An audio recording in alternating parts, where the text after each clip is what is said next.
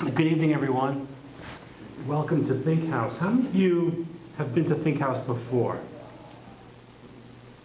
Okay, just two of you. All right, and you've been here. You've come before, yes? My name is Anthony Ligori. I am a professor of psychology at Lakeland University. I'll be your moderator this evening.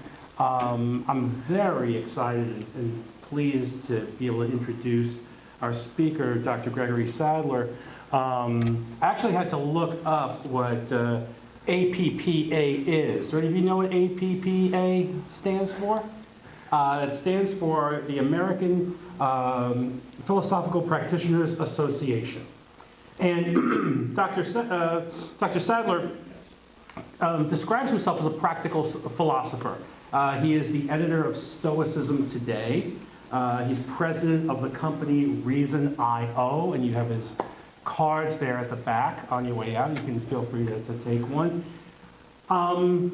Perhaps the most exciting aspect of having Dr. Sadler here is he's a Lakeland alumnus. Graduated from Lakeland with, was it a double major, philosophy and mathematics? A double major, philosophy and mathematics. And got his master's and PhD at Southern Illinois University. Since that time, he has taught for several institutions, including Ball State University, which he'll talk a little bit about at the beginning of his talk today, Fayetteville State University, Marist College. He's currently part-time at Marquette University. He's written one book, dozens of scholarly articles and book chapters, and as some of you already know, I believe, he has a YouTube channel, a very popular YouTube channel that just has passed 40,000 subscribers. I'm sure that number's even higher now, right? Probably. A little bit, yeah. Yeah. And that channel includes over 1,000 videos on philosophy. There's over 4 million views. And as you can see from the slide here, he is an APPA certified philosophical counselor. He works with clients that include startup CEOs, corporate executives, working professionals, other professors, medical professionals, and psychotherapists. His specialties include anger management. He'll be discussing anger management today.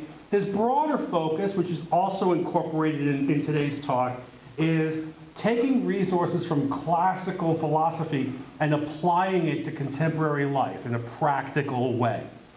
Can everyone hear me okay?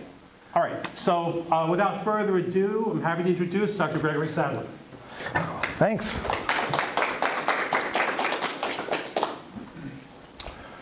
All right. My first week teaching as a full-time professor, I did something really dumb. I lost my temper with a student in the middle of class. And so that's kind of bad.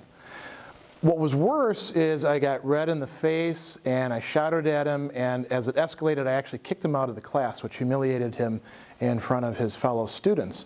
He had been telling me that I was assigning too much work for the class. He was actually right, and I doubled down, lost my temper, told him he was wrong, and we had a conflict. So all of that's pretty bad. The worst part of it was what I did was really foolish. Because I wasn't teaching on a college campus. I was actually behind the walls of a maximum security institution, Indiana State Prison. And he was an inmate in there for murder. So why did I do something so dumb? How did I lose sight of where I was, who I was talking to, even what would be productive for my class? It was anger. I struggled with a lot of anger issues back then, particularly as a young professor. Anger is one of the most difficult emotions that we have to deal with. And I can't count how many grudges over the years I held, how many people I alienated, or how many professional opportunities I ended up throwing away because of anger. Anger is actually an unacknowledged epidemic in our society. And just to mention a few places where we see it showing up, political disagreements nowadays involve a lot of anger. Workplace conflicts, especially as we're tasked to do more with less. And then the entire realm of personal relationships, our family, friends, romantic partners, we can easily get into a lot of anger problems with them. Consider a few examples. Think for a moment about the NFL issue, which has been going on now for almost, I think, close to a year. And it shows no sign of changing. People on both sides are incredibly angry, not just about the issues, but with each other. They're calling each other names. One of the best places to see this would be, say, on Twitter. Just type in NFL and see what comes up. Or you might think about workplace disagreements. Imagine a scenario like this. You are conducting a meeting, and two of your team members start bickering with each other in the middle of the meeting during the presentation they're supposed to be giving. And suddenly they're fighting with each other. They're shouting at each other. You're embarrassed. Everybody's off track. What do? Do you get angry yourself? Or think about a couple who love each other, who appreciate each other, but they fight like most couples do. And when they fight, they don't fight fair. They tell stories, and those stories involve themselves as the victim, the other person as the aggressor. They're about the entire relationship and how the other person is the bad guy. And when they hear these stories coming out of the mouth of the other person, they get angry. Anger is a very serious problem. We have to deal with our own anger, other people's anger. We live in a society that is prone and primed for outbreaks of anger. And one of the big questions we can ask ourselves is, so what training, what education do we get in handling the emotions in general and anger in particular? And the answer, unfortunately, is very little. We don't get a lot of resources to deal with it. Now, there is one way to make sure that you will get some resources, and that's to cross certain lines, in which case they will refer you, or perhaps even court mandate you, for anger management. And then there'll be a workbook, and hopefully a counselor who will tell you what to do, and you'll get something out of that. But short of crossing those lines, we don't get an awful lot. So tonight what I'm going to do is give you 3 strategies drawn from classical philosophy. And what I'd like you to do, my challenge for you, is just pick one of these strategies and try applying it over the course of the coming week and see if it makes a difference in your own life.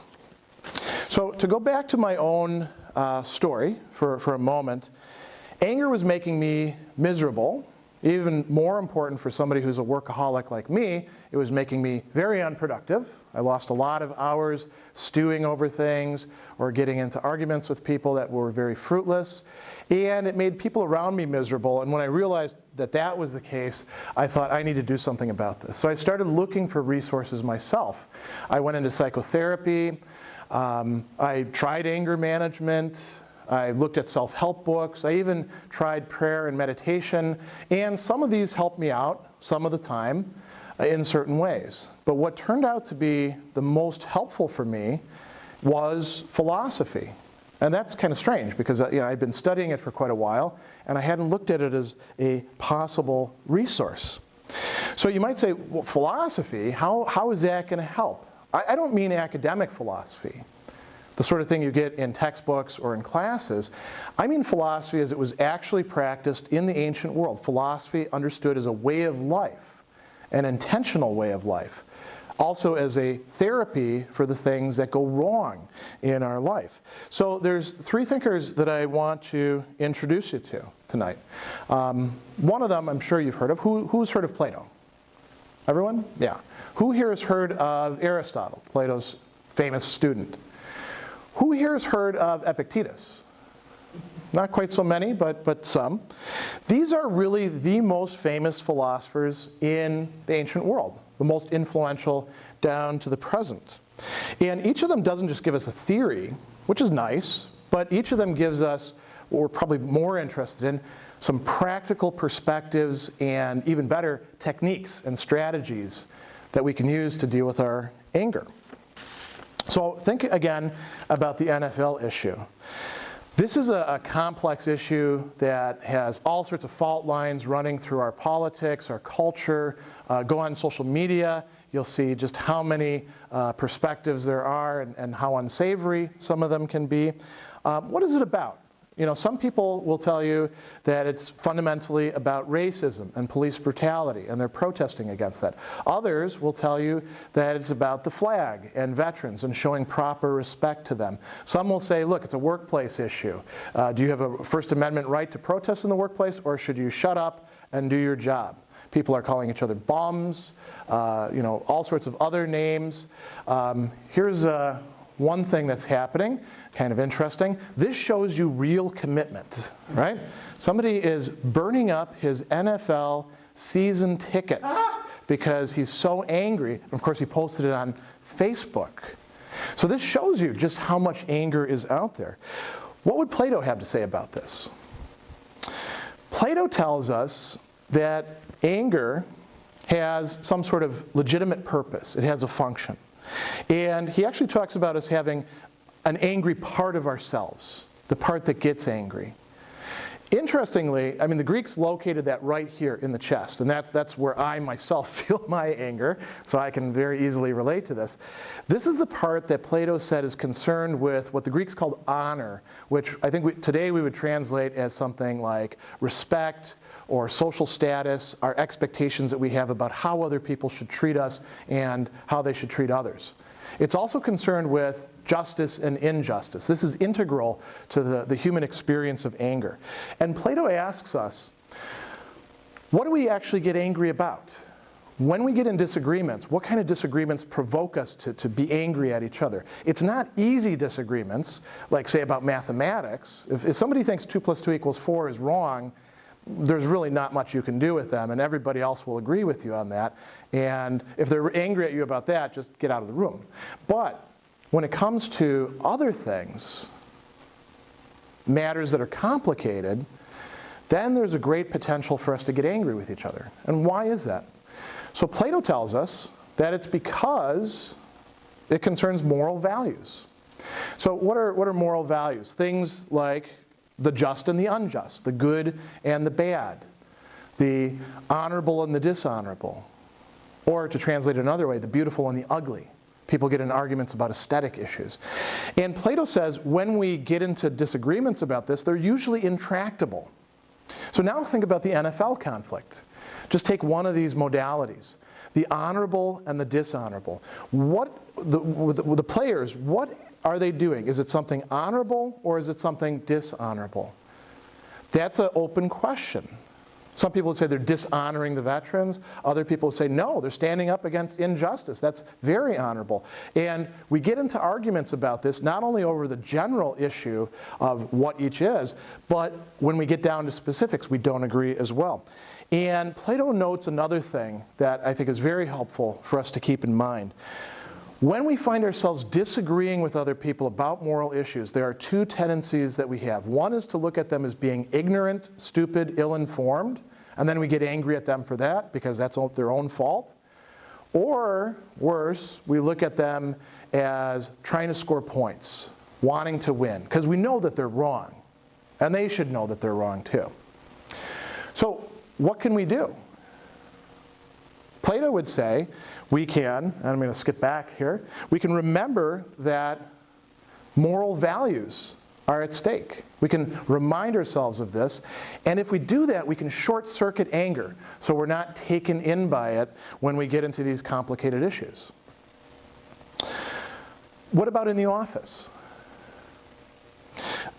This is an argument taking place in classical antiquity, but imagine that people are that angry with each other on your team. They're shouting at each other. What do you do? Aristotle tells us anyone can get angry. That's easy. But getting angry for the right reason, to the right extent, with the right person, at the right time, that's not easy. And many of us are not capable of getting that right every time. So Aristotle, like Plato, thinks that anger is a productive emotion. We need to feel it. And he tells us that we want, just as in everything else, to orient anger around what he calls a virtuous mean, a middle position. Not too much, not too little. There are some things we should get angry about. If I see my kid getting bullied, Aristotle would say, it's wrong for me not to get angry. I should get angry. Do I have to, destroy the parking lot? No. Should I not get angry at all because I'm above it? No. I should be somewhere in the middle. And we can apply this notion of the right amount or the right person, all these rights, to these different modes. Now, in this office example, it's clear that the people arguing with each other are getting things wrong. But imagine what your response would be. Would this be a good response? You slam your hand down on the table and tell everyone to shut up, and you take control of the meeting. That's probably going overboard. That's too much. That's not the right amount. And it's certainly not expressing anger in the right way. It might be better to take them outside and to tell them they need to cool down and to take over the meeting yourself and to come revisit it later. Or imagine that somebody else in the meeting is trying to help out, and because you're already angry at these two knuckleheads, you turn to them and you chew them out. That would be an example of turning anger against the wrong person. Aristotle says that, now it's not always easy to do, but we can remind ourselves of these different rights. We can say, am I angry to the right amount? Am I angry for the right reason? Am I angry with the right person? There's another thing that he tells us that's particularly, why is that? Oh, particularly helpful, which is that we have to be on guard against our tendency to think that because we've got one thing right, we've got them all right. So how does this work? We get angry at the right person because they're the one who actually did something to us. And it was a wrong thing that they did. But we tell ourselves that we can do anything we like to them, that that's okay. Or we get angry for the right reason, and we get angry at the wrong people. We take it out on somebody who's a more convenient target. Aristotle tells us that if we remember these rights, it's going to place us in more control over our anger rather than allowing the anger to drive us. Oops. How did I? Sorry about this.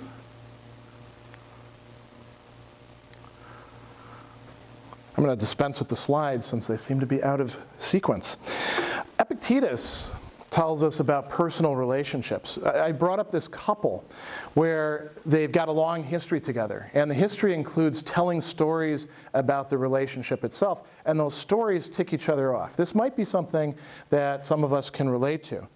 So they get into fights, and the stories include not only what it is that the other person has done, but why they did it, their motives for engaging in that sort of thing. Epictetus tells us that when we get angry, we're judging other people's motives. We're not just saying that we don't like what they did, we're also angry with them because we think that they are doing it to us for some reason. And he also tells us something that can help us, which is that people act the way that they do. They say the things that they do that hurt us because they think on some level that's the right thing to do. They think it's reasonable. They think it's good. They think it's appropriate. And they're typically wrong in doing so. That's why they do things that hurt us, that insult us, that humiliate us. Now, they might also be prisoners of their own habits, their own patterns of behavior. They might also be taken in by their own narratives, the stories that they've been telling. So imagine this situation now. We've got two people who've been telling stories for a long time. One of them might decide to break the pattern, to change the dynamic by reframing the motives that they have, the motives of the other person. Epictetus tells us, there's a very famous statement of his, everything has two handles. One, you can pick it up and you can carry it with. The other one, you can pick it up but you can't carry it. The example that he actually uses in that case is two brothers who are fighting with each other. And how do you approach the situation and what the other person is doing? He's telling us that we have a choice. When it comes to the motives of the other person that are making us angry, because we think that they hate us, we think that they are out to get us, we think that they once again are disrespecting us, we have another option. We can tell ourselves they're doing what they're doing because they can't help it. And if we do that, we're going to find ourselves getting less angry. I want to point out, this does not mean excusing it. This doesn't mean forgiving and forgetting. This doesn't mean just setting yourself up for abuse or codependency. None of that is part of what's being required here. All you have to do is to say, they can't help what they're doing, and I'm going to take a different attitude about it. I'm going to reframe the motives that they have, and you will find yourself either not getting angry with them or being less angry. If you do it long enough, Epictetus says, you may feel something different. Something that the Greeks called eleos, which we translate typically as pity, but is better translated as compassion. So my challenge to you is to take one of these three strategies. Plato's strategy of recognizing that moral values are at stake when we get into political disagreements. Aristotle's strategy, which can be applied to anything you like, of remembering the rights. And Epictetus' strategy of reframing the motives that we're attributing to others. Try it out for a week. Put it into practice and see how and if it works for you. Now, to promote some discussion, I'm going to end here just by raising two questions. And the first of these is, when it comes to anger, what is it that you wish you understood better? The second is, when it comes to your own anger, or perhaps that of others, what do you find yourself struggling with the most? And what we'll do is we'll see whether philosophy has other resources that might be useful for addressing these questions. Thanks.